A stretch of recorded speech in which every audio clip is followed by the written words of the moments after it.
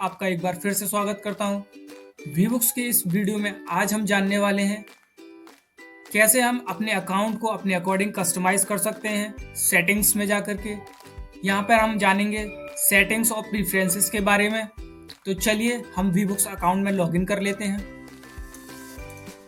जैसे ही मैं sign in button पर क्लिक करूंगा मेरे सामने वीबुक्स का डैशबोर्ड ओपन हो जाता है जो मेरे बिजनेस की फाइनेंशियल हेल्थ को दर्शाता है। तो सेटिंग्स के बारे में जानने के लिए टॉप राइट में एक ऑप्शन दिया गया है यहाँ पे सेटिंग्स का, इस पर हम क्लिक करेंगे तो हमारे सामने एक ऑप्शन खुल के आता है प्रीफरेंसेस का। जैसे हम प्रीफरेंसेस पे क्लिक करेंगे तो हमारे सामने यहाँ पे कुछ सेटिंग्स ओपन हो जाती हैं जिनको हम कस्टमाइज कर सकते हैं अपने अकॉर्डिंग। सबसे पहले है कंपनी सेटिंग। यहाँ पे हम अपनी कंपनी की डिटेल्स डाल सकते हैं, जैसे कि फर्स्ट नेम, लास्ट नेम, अपना मोबाइल नंबर। यहाँ पे ईमेल आईडी आ रही है जो कि हमने वीबुक्स का अकाउंट बनाते टाइम पे हमने यूज़ की थी। इसके बाद ऑप्शन है हमारा कंपनी डिटेल्स का। यहाँ पे हम अपनी कंपनी की डिटेल्स डाल सकते हैं, जैसे company name, pan card, GST number etcetera. और उसके बाद नेक्स्ट ऑप्शन है हमारे पास बैंक डिटेल का। बैंक डिटेल में हम अपनी बैंक के अकाउंट नंबर, आईएफएससी कोड जैसी कुछ इंपॉर्टेंट डिटेल्स यहाँ पे फिल कर सकते हैं।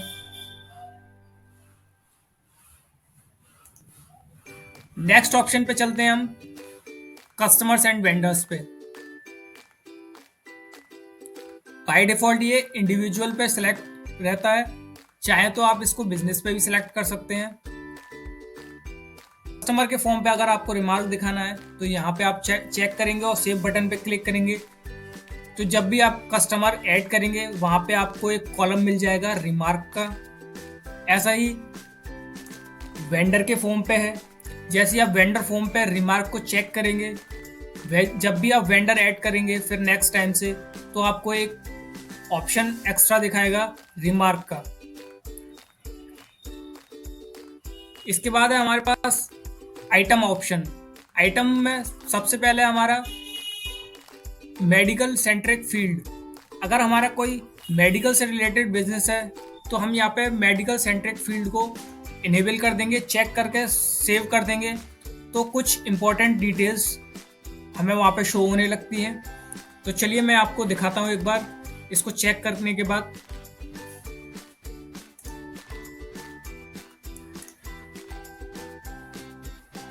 जैसे ही मैं आइटम ऑप्शन पे क्लिक करूंगा,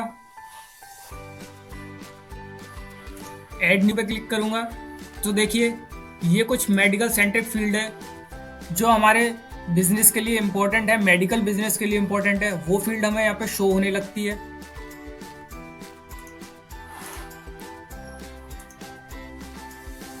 अगर मेरा मेडिकल बिजनेस नहीं है तो मैं यहाँ पे इसको डिसेबल ही रहने दूंगा। इसके बाद हमारे पास ऑप्शन है बारकोड फील्ड का। अगर हमारे प्रोडक्ट पर कोई बारकोड हमें स्कैन करने की ज़रूरत पड़ती है तो हम यहाँ पे बारकोड फील्ड को इनेबल कर सकते हैं। यहाँ पे हम जब भी हम आइटम ऐड करेंगे हम सिंपल बारकोड मशीन से बारकोड रीड करेंगे और यहाँ पे वो फिल होके आ जाएगा। फिर जब भी हम कोई इनवॉइस बनाएंगे तो सिंपल हम बारकोड मशीन से बारकोड स्कैन करेंगे और वो ऑटो फिल होके प्रोडक्ट का नाम फैच करेगा। ऐसे यहाँ पे और भी कुछ डिटेल्स हैं, शो एमआरपी, जो भी हमें अपने आइटम्स के फॉर्म पे दिखानी है वो सेटिंग्स हम यहाँ से इनेबल और डिसेबल कर सकते हैं। तो चलिए मैं सारी एक बार इनेबल करके आपको दिखा देता हूँ। इसके बाद शो एमआरपी है। अगर हमें अपने आइटम के फॉर्म पे एमआरपी दिखानी है तो हम यहाँ पे एमआरपी फील्ड को इनेबल कर सकते हैं। इसके बाद हमारे पास ऑप्शन है डिफ़ॉल्ट डिस्काउंट का। डिस्काउंट वैल्यू अगर हमें दिखानी है, अगर हमें किसी को डिस्काउंट देना है तो वो हम यहाँ पे इनेबल कर सकते हैं। इसके बाद हमारे पास ऑप्शन है रिमार्क का। अगर हम आइटम पेज पे रिमार्क कॉलम को देखना चाहते हैं तो हम यहाँ से सिंपल इसको इनेबल रखेंगे। इसके बाद हमारे पास एक नेक्स्ट ऑप्शन है अप्लाई मार्जिन का। अगर हमें मार्जिन अप्लाई करना है परसेंटेज के बेस पे तो हम यहाँ पे इसको इनेबल कर देंगे। नेक्स्ट ऑप्शन है हमारे पास रैक शेल्फ ट्रैकिंग फील्ड का। अगर हमारा कोई सुपरमार्ट है तो ये ऑप्शन हमारे लिए सबसे ज़्यादा इम्पोर्टेंट हो जाता है। इसको हम इनेबल कर देंगे तो हम यहाँ पे देख सकते हैं कि हमारा प्रोडक्ट किस शेल्फ में रखा है, किस रैक में रखा है। और हमारे प्रोडक्ट पे कुछ फ्रीबीज हैं, कुछ ऑफर्स हैं, तो उसके लिए भी एक लास्ट ऑप्शन दिया गया है फ्रीबीज और ऑफर ट्रैकिंग फील्ड का। तो चलिए इसको सेव कर लेते हैं और अब देखते हैं हमारा आइटम फॉर्म कैसा दिख रहा है।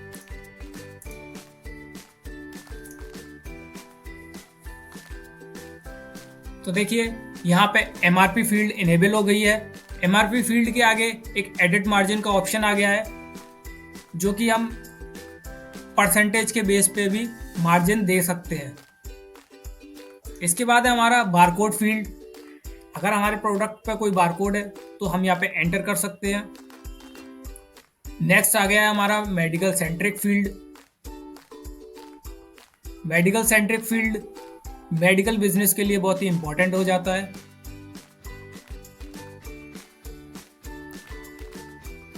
यहाँ पे आ गया हमारा rack number and shelf number. अगर हमारा कोई सुपरमार्ट है तो ये इंपॉर्टेंट है हमारे लिए। नेक्स्ट है हमारा फ्रीबीज और ऑफर्स। अगर हमारे पास कोई फ्रीबीज और ऑफर्स है तो हम सिंपल यहाँ पे भी एंटर कर सकते हैं। इसके बाद हमारा है ऑप्शन डिफॉल्ट डिस्काउंट का। अगर हमारे प्रोडक्ट पर कोई डिस्काउंट है तो हम डिस्काउंट वैल्यू यहाँ पे ऐड कर सकते हैं।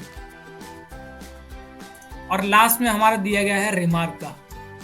कोई भी हम रिमार्क यहाँ पे ऐड कर सकते हैं, या कोई भी प्रोडक्ट की एक्स्ट्रा डिटेल्स है वो हम यहाँ पे एंटर कर सकते हैं और यहाँ पे सबमिट बटन पे क्लिक करेंगे और हमारा एक प्रोडक्ट ऐड हो जाएगा।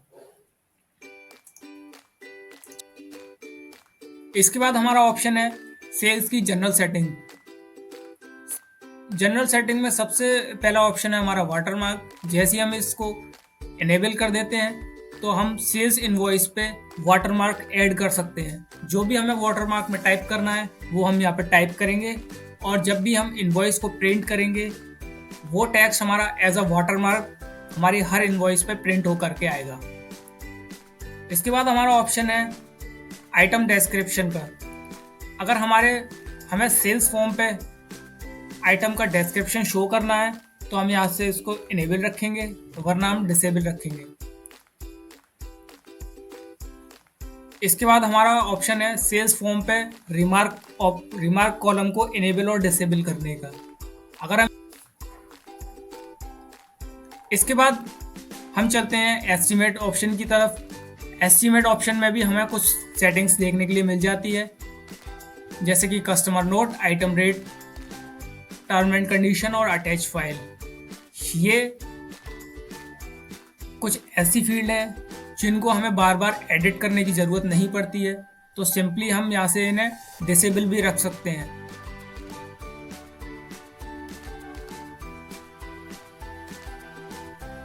इसके बाद हमारे पास ऑप्शन है आइटम रेट्स का। टैक्स एक्सक्लूसिव है या टैक्स इंक्लूसिव है। बाय डिफ़ॉल्ट जो भी हम सेलेक्ट करेंगे यहाँ से वो बाय डिफ़ॉल्ट एस्टिमेट बनाते टाइम पे वही पिक करेगा। यहाँ पे हम कस्टमर नोट को एडिट कर सकते हैं। बाय डिफ़ॉल्ट यहाँ पे thanks for shopping with us, visit again लिख के आ रहा है। आप जो चाहें अपने बिजनेस के लिए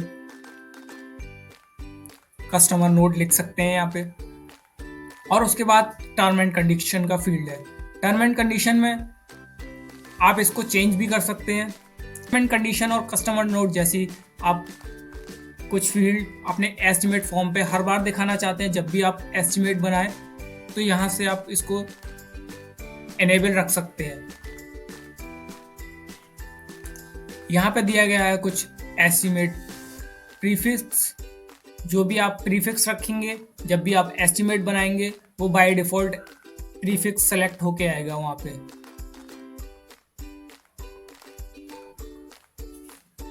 इसके बाद हमारे पास अगला ऑप्शन है नेक्स्ट नंबर। नेक्स्ट नंबर में अभी 1 बाय डिफ़ॉल्ट सेलेक्ट होके आया है। अगर मैं यहाँ पे 10 कर देता हूँ तो जब भी मैं नया एस्टिमेट बनाऊंगा वो 11 से शुरू होगा। ऐसे सेल्स ऑर्डर में भी मेरे पास कुछ डिटेल्स मिल जाती हैं जो एस्टीमेट से ही रिलेटेड है, एस्टीमेट जैसे ही हैं। यहाँ पे प्रीफिक्स में मैं सेलेक्ट कर सकता हूँ मैं अपना सेल्स ऑर्डर। नेक्स्ट नंबर में जब भी मैं अगर यहाँ पे 10 डालता हूँ तो जब भी मैं सेल्स ऑर्डर बनाऊंगा तो वो 11 से क्रिएट होगा। अगर मैं यहाँ पे 100 डालता हूँ तो जब भी मैं नया सेल्स ऑर्डर बनाऊंगा वो 101 से क्रिएट होगा। इसके बाद हम चलते हैं अपने इनवॉइस सेक्शन पे। इनवॉइस में भी मुझे काफ़ी सारी फील्ड्स देखने के लिए मिल जाती हैं। सबसे पहला ऑप्शन है कस्टमर नोट का। अगर मैं अपने इनवॉइस फॉर्म पे कस्टमर नोट दिखाना चाहता हूं तो मैं इसको इनेबल रखूंगा। अगर मैं कस्टमर नोट नहीं दिखाना चाहता हूं तो मैं इसको डिसेबल रखूंगा। इसके बाद मेरे पास नेक्स्ट ऑप्शन है आइटम रेट्स का। अगर मैं अपने इनवॉइस फॉर्म पे आइटम रेट्स को शो कराना चाहता हूं तो मैं इसको इनेबल रखूंगा, वरना मैं यहाँ से सिंपल इसको डिसेबल रख दूंगा। इसके बाद मेरे पास नेक्स्ट ऑप्शन है टर्म एंड कंडीशन का। अगर मैं term and condition her customer के लिए अलग अलग रखना चाहता हूं तो मैं इसको इनेबल कर दूंगा। जब भी मैं नया इनवॉइस बनाऊंगा तब मैं उसको वहां से एडिट कर सकता हूं। अगर मैं same he term and condition रखना चाहता हूं तो मैं यहाँ से एक बार फिल करके यहाँ पे इसको डिसेबल कर दूंगा। वो बाय डिफ़ॉल्ट जब भी मैं इनवॉइस क्रिएट करूंगा कोई नई, वो वहां से पिक करेगा। अगर मेरे पास कोई फाइल अटैच करने के लिए है तो मैं यहाँ से अटैच फाइल को भी इनेबल करूँगा। अगर मेरे पास कोई फाइल अटैच करने के लिए नहीं है तो मैं यहाँ इसको डिसेबल भी रख सकता हूँ इनवॉइस फील्ड में। इसके बाद मेरे पास नेक्स्ट और जो सबसे इम्पोर्टेंट ऑप्शन है इनवॉइस का, वो मैं यहाँ पे आपको बताने वाला हूँ। Taxation info. टैक्सेशन इन्फो यानी कि जब हम एक नया इनवॉइस क्रिएट करेंगे और उसको प्रिंट करेंगे तो उसमें टैक्स की इंफॉर्मेशन अगर इसको हम इनेबल रखते हैं तो वहाँ पे नया इनवॉइस प्रिंट करते टाइम पे टैक्स की इंफॉर्मेशन शो होगी। अगर हम इसको डिसेबल रखते हैं तो नया इनवॉइस प्रिंट करते टाइम पे टैक्स की इंफॉर्मेशन शो नहीं होगी। कैलकुलेशन एज इट इज रहेगी लेकिन टैक्स की इंफॉर्मेशन शो नहीं होगी। इसके बाद कुछ वैसे ही फील्ड्स हमें मिल जाते हैं जो हमें एस्टिमेट और सेल्स ऑर्डर में देखने के लिए मिले थे। आइटम रेट्स के, टैक्स इंक्लूसिव और tax exclusive, customer roads, term and conditions, prefix, next number, और उसके बाद जो लास्ट सबसे ऑप्शन है वो है हमारा इनवॉइस फॉर्मेट का। इनवॉइस फॉर्मेट में हमारे पास यहाँ पे दो ऑप्शंस अवेलेबल हैं, A4 और थर्मल का। अगर हम A4 में अपना प्रिंट निकालना चाहते हैं तो हम A4 रख सकते हैं, वरना हम यहाँ पे थर्मल ऑप्शन को भी सेलेक्ट कर सकते हैं। यहाँ से जैसे ही मैं सेव करूँगा तो मेरा इनवॉइस फॉर्मेट थर्मल हो जाएगा। इसके बाद क्रेडिट नोट में भी हमें कुछ बेसिक सेटिंग्स देखने के लिए मिल जाती हैं, क्रेडिट नोट प्रीफिक्स और नेक्स्ट नंबर। इस चलते हैं हम अपने परचेज जनरल सेटिंग में। परचेज जनरल सेटिंग में भी हमें कुछ बेसिक सेटिंग्स देखने के लिए मिल जाती हैं। सबसे पहला है हमारे पास item description on purchase voucher. जब भी हम अपना कोई बिल क्रिएट करेंगे उसमें हमें अपना आइटम डिस्क्रिप्शन शो कराना है या नहीं कराना है, वो हम यहाँ से मैनेज कर सकते हैं। अगर मैं यहाँ से क्लिक करता हूँ तो मेरे बिल पे एक नया फील्ड ओपन होके आ जाता है आइटम डिस्क्रिप्शन के नाम से। ऐसे ही मेरे पास यहाँ पे शो रिमार्क के नाम से। शो रिमार्क जैसे ही मैं यहाँ पे क्लिक करूँगा तो जब भी मैं कोई बिल क्रिएट करूँगा तो उसमें मेरे को एक एक्स्ट्रा फील्ड मिल जाता है रिमार्क के नाम से। इसके बाद है हमारा परचेज ऑर्डर। परचेज ऑर्डर में भी हमें कुछ बेसिक सेटिंग्स देखने के लिए मिल जाती है, जैसे प्रीफिक्स और नेक्स्ट नंबर। और लास्ट में हमारा vendor credit settings. Vendor credit settings में भी हमें कुछ बेसिक सेटिंग्स देखने के लिए मिलती हैं, प्रीफिक्स और नेक्स्ट नंबर। प्रीफिक्स जो भी हम सेलेक्ट करेंगे, जब भी हम कभी वेंडर क्रेडिट कोई नया क्रिएट करेंगे, वही prefix automatically by default system लेगा। इसके बाद है हमारा नेक्स्ट नंबर। नेक्स्ट नंबर में अभी अगर मैं यहाँ पे 100 डालता हूँ तो जब भी मैं कोई नया क्रेडिट बनाऊंगा तो वो 101 से स्टार्ट होगा। तो तो ये थी कुछ वीबुक्स एप्लीकेशन के सेटिंग्स के बारे में जानकारी। आशा करता हूँ आज का वीडियो आपको पसंद आया होगा। अगर पसंद आया है तो लाइक कीजिए, शेयर कीजिए और हमारे चैनल पर नए हैं तो सब्सक्राइब कीजिए। हम वीबुक्स एप्लीकेशन से जुड़ी जानकारी अपने चैनल वीबुक्स पे साझा करते रहते हैं, तो बने रहिए हमारे साथ हमारे चैनल वीबुक्स पे। धन्यवाद।